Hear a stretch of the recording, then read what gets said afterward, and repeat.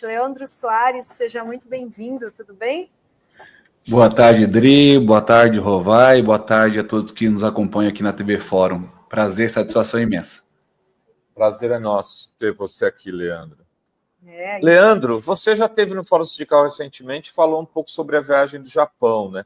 Mas dentro de todo esse contexto da guerra comercial aí, do Trump, o que você teria a dizer sobre isso? Se teve dali no Japão e Vietnã, não sei se você teve no Vietnã também, se as conversas que você percebeu, acha que o Trump tem alguma chance de ganhar esse braço de ferro? Olha, boa pergunta, viu, Rovai? Assim, para nós, primeiramente, foi uma enorme satisfação poder compor a comitiva do presidente Lula nessa viagem à Ásia e reforçar a importância dos laços que o Brasil tem com o país asiático, assim como tem com o BRICS, né? Rússia, Índia, China, África do Sul.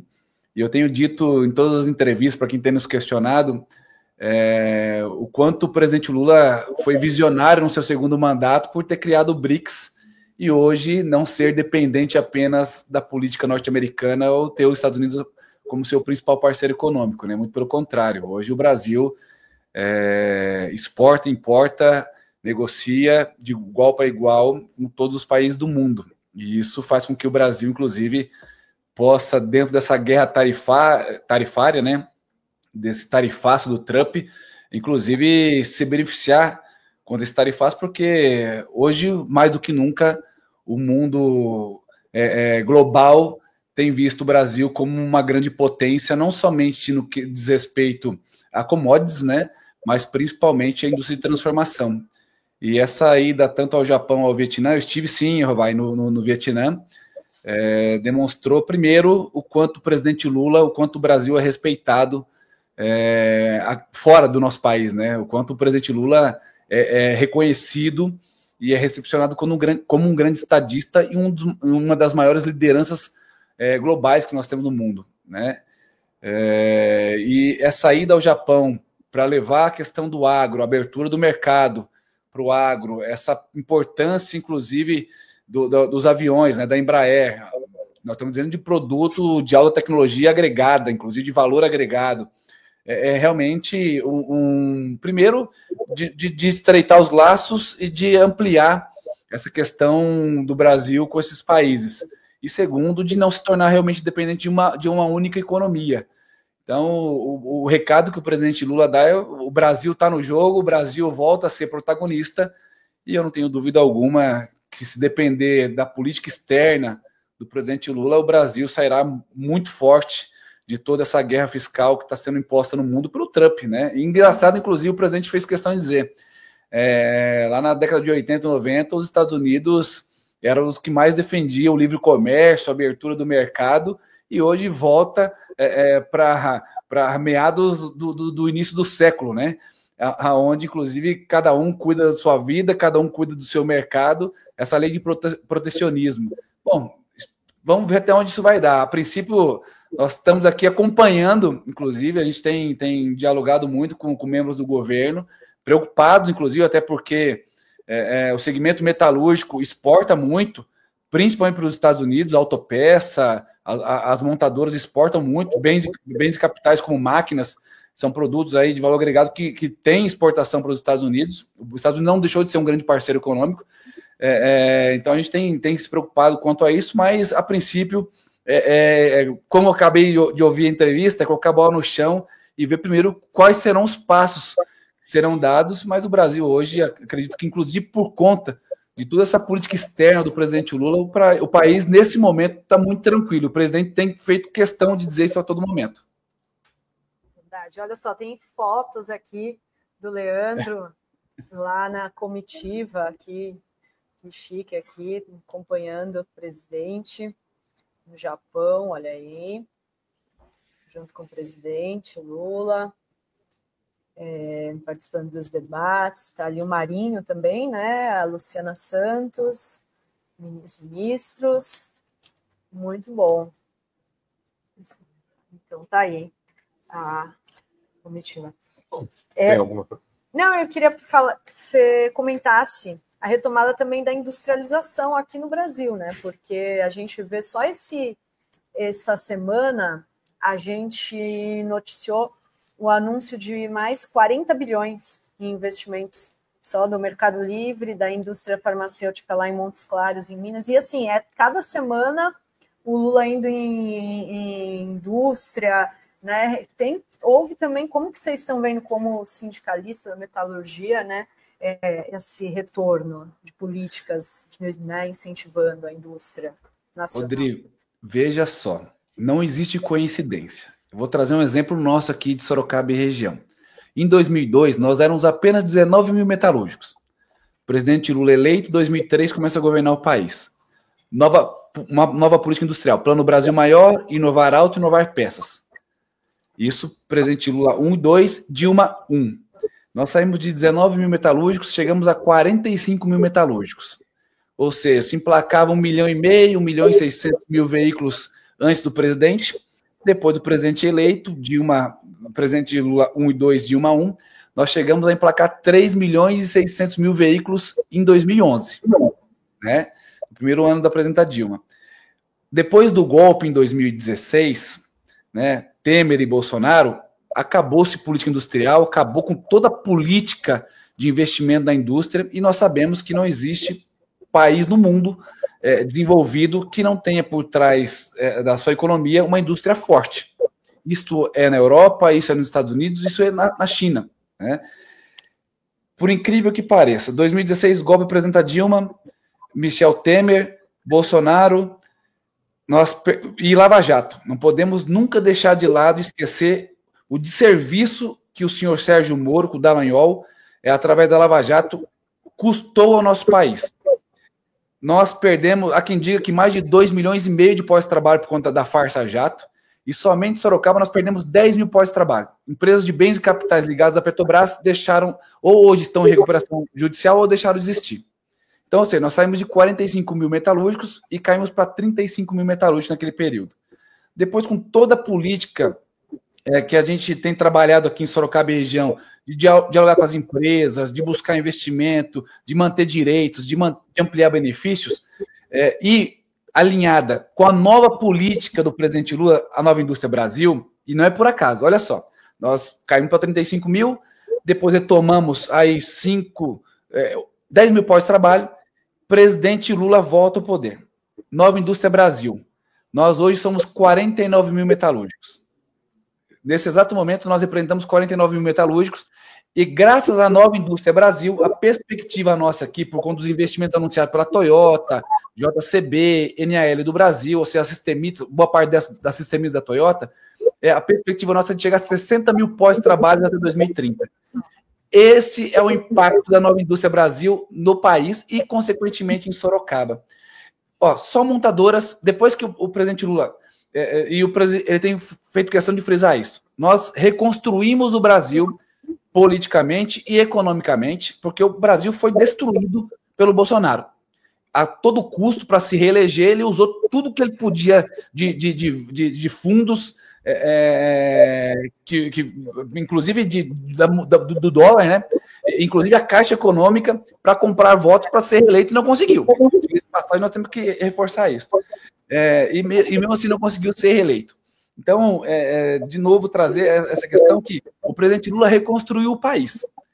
Agora é hora de colher tudo que foi plantado nesses 2 anos.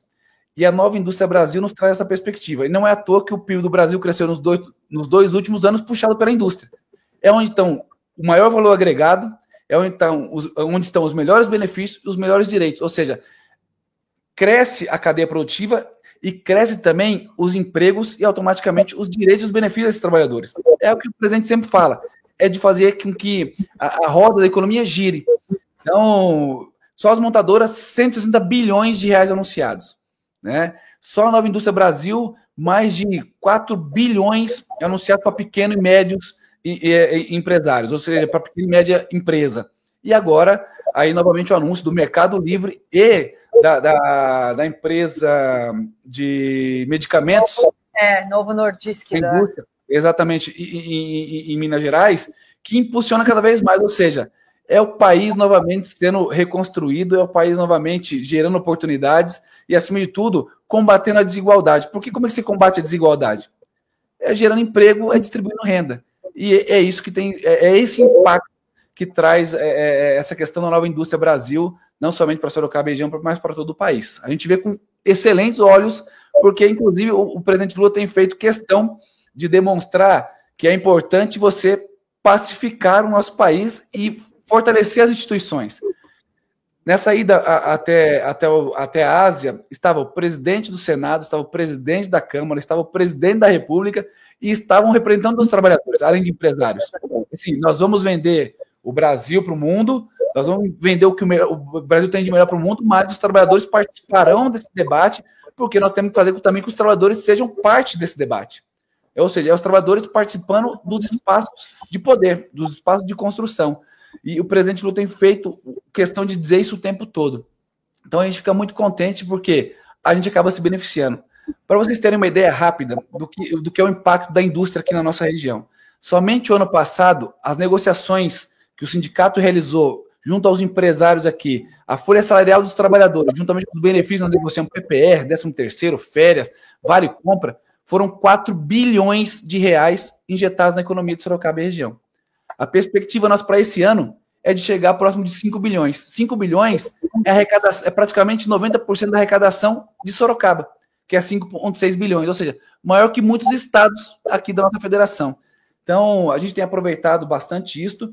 É óbvio que nos traz desafios, porque nós estamos falando de indústria 4.0, nós estamos falando de inteligência artificial, e nós temos também que essa responsabilidade de preparar esses trabalhadores, até porque hoje nós temos um mercado de trabalho diferente do mercado de trabalho que nós tínhamos há 10, 20 anos atrás, que é outro debate que os trabalhadores precisarão participar, e é outro debate que nós precisaremos cobrar, inclusive, dos empresários, do governo federal e da academia, porque essa geração hoje não está mais disposta a trabalhar 44 horas semanais, com jornadas extensas de segunda a sábado o tempo todo. Inclusive, nós ouvimos isso no Japão. Então, tem grandes desafios, inclusive, por trás de todo esse crescimento também do nosso país. Inclusive, agora está começando a se discutir essa questão do fim da jornada 6x1, né? Que ainda é presente. Tem espaço, você acha, para avançar? Tem 6x1 aí na categoria? Tem na categoria, que é mais serviços, né, que tem 6x1. Exato. O debate em si favorece mais a questão do comércio, que nós sabemos que você não tem aí uma fiscalização que consiga coibir muito desses excessos do trabalho do 6x1, né? Você trabalhar 6 vezes na semana e descansar apenas 1. Então, inclusive, a gente entende que isso é desumano.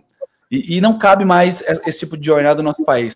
Eu entendo que, dentro da categoria metalúrgica, nós temos. A nossa jornada é 44 horas. Muitas empresas, inclusive aqui, nós temos 40 horas semanais, negociadas com os sindicatos metalúrgicos, e nós sabemos dos impactos positivos que isso traz para a vida dos trabalhadores e das trabalhadoras. É mais tempo com seu familiar, é mais tempo com seus amigos, é mais tempo para estudar, é mais tempo para se qualificar, é mais tempo para o lazer, né? Então, nós entendemos que o momento é agora. Redução de jornada sem redução de salário é agora. Assim, a escala 6x1 depende muito de negociações, viu, Rovai? O que nós temos que discutir é a jornada. A escala depende de segmento por segmento. Aí eu entendo que os sindicatos, através dos acordos coletivos, têm condições de buscar a melhor escala. O que nós temos que debater é a redução de jornada. Para vocês terem ideia, no Japão, é 4 dias na semana. O Japão teve que reduzir a jornada para 4 dias na semana porque não se encontra mais mão de obra jovem para entrar no mercado de trabalho. Então, estão tendo que contratar, inclusive, aposentados e mulheres para trabalhar em setores que até então não trabalhavam. E no Brasil não será diferente. Nós temos ouvido muito, principalmente essa juventude, essa geração, e é importante dizer que o Hugo Mota esteve nessa reunião que nós tivemos com os representantes sindicalistas japoneses, e ele ouviu as dificuldades que está tendo no Japão. A Europa já discute, inclusive, a jornada também de 4 dias. E o Brasil não vai ser diferente. Porque se nós não discutimos redução de jornada agora, não terá mão de obra para, inclusive, atender às necessidades do mercado. Eu acho que, mais do que nunca, é necessário esse debate da redução de jornada sem redução de salário. E isso também acho que dá uma assim, uma chance de valorizar o papel dos sindicatos, né, que foram tão atacados, né, no passado, e assim, muitos jovens, inclusive, falam, para que sindicato? Tá aí, né, quem conquista uma redução da jornada, como aí você falou que já tem locais com 40 horas, né, não com 44, é a força da organização dos trabalhadores, né, Leandro? Perfeito, até porque a lei hoje, né, é 44 horas, né? A nossa jornada hoje no Brasil de lei é 44 horas. Foi 48, hoje é 44. E aqui a média nossa aqui é de 40%, já abaixo, 40% da nossa base já é abaixo das 44 horas semanais. Foram acordos coletivos negociados em sindicato empresa, com a anuência dos trabalhadores. Então nós temos aqui desde 42 horas semanais até 40 horas semanais. Agora a gente precisa avançar, né? Esse debate realmente da qualidade de vida, de cuidar da questão física dos trabalhadores e principalmente mental. Hoje, a maior parte dos nossos afastamentos pelo INSS são questões mentais, afastamentos por conta de problemas mentais. Então, acho que é um momento importante que o mundo inteiro está discutindo e o Brasil não pode ficar fora desse contexto. Com certeza. Tem uma... Muito bem. E o manga? E o manga? E já que você falou do manga, eu vou ler o Everton. Cara, ele foi premiado, aí, desculpa só. Não, pode falar. Foi premiado com a grande evento das ambulâncias do Lula, foi feito em Sorocaba. E aí, em vez de fazer uma ambulanciata, eu defendi uma ambulanciata saindo de Sorocaba, indo até Brasília, ou de Brasília a Sorocaba, né? Pô, mil ambulâncias, aí o manga vira estrela, ele acaba usando isso para... Tomou uma vaia grande aí no dia, né? Rovai, diga-se passagem, foi a primeira vaia que o Manga, acho que sofreu em todo esse tempo que ele esteve, que está à frente da prefeitura, né? Porque o pessoal está cansado de mentira e de fake news, é promessa desde o seu primeiro mandato, não cumpriu uma promessa de governo, só vive no TikTok, ele virou influencer.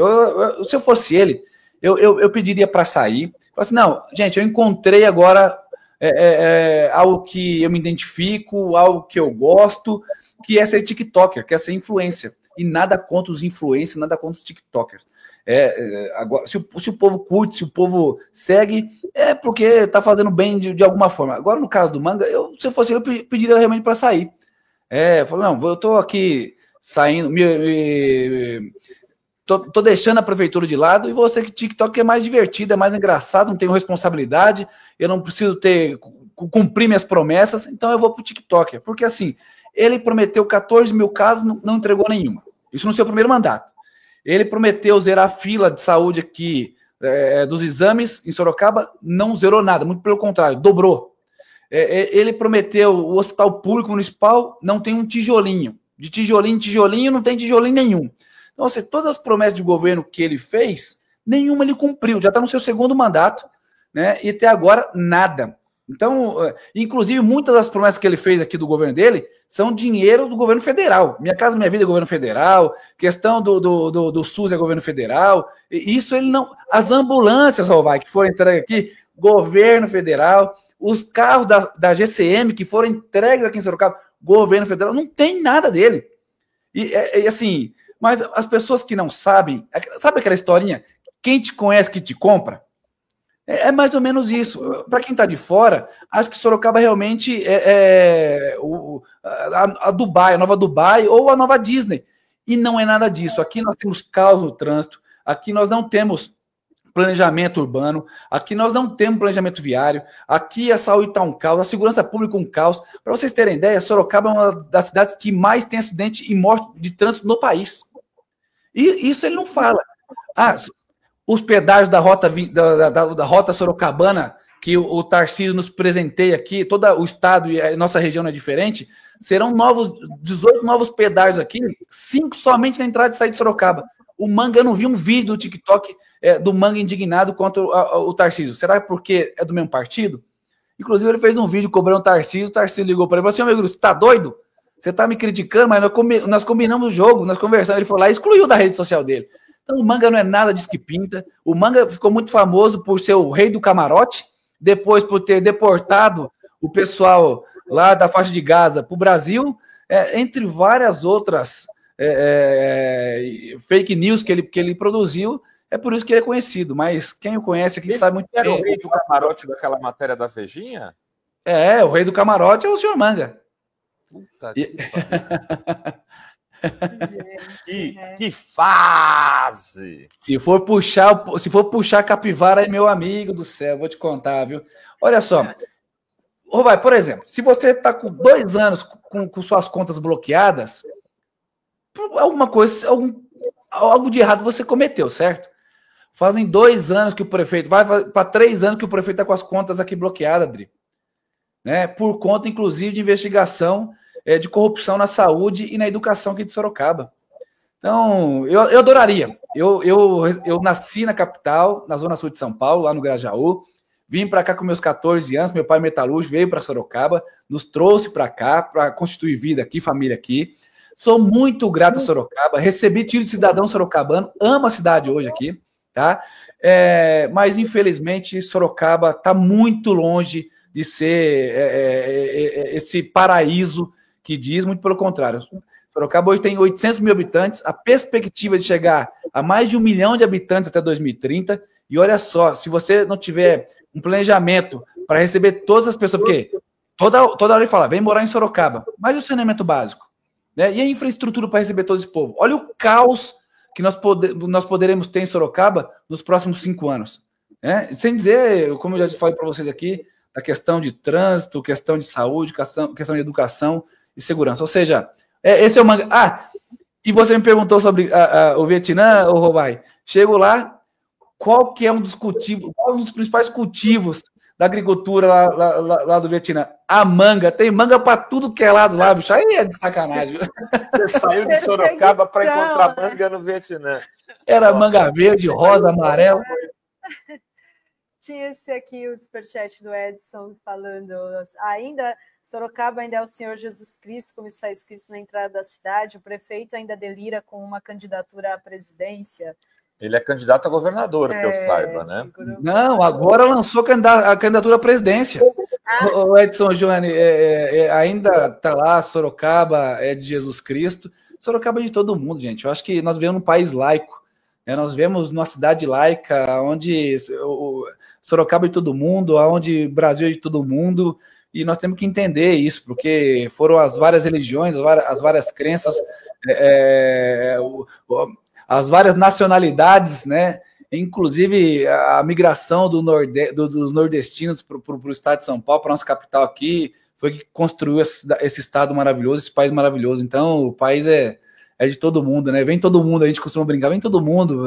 O Brasil é um país, foi durante muitos anos um país muito alegre, um país onde teve muito investimento, inclusive do turismo, um país receptivo, amoroso. Eu acredito nesse país ainda. E o presidente Lula tem feito isso, gente. Eu acho que de apaziguar os ânimos, de mostrar que as instituições são importantes, são fortes, que são independentes.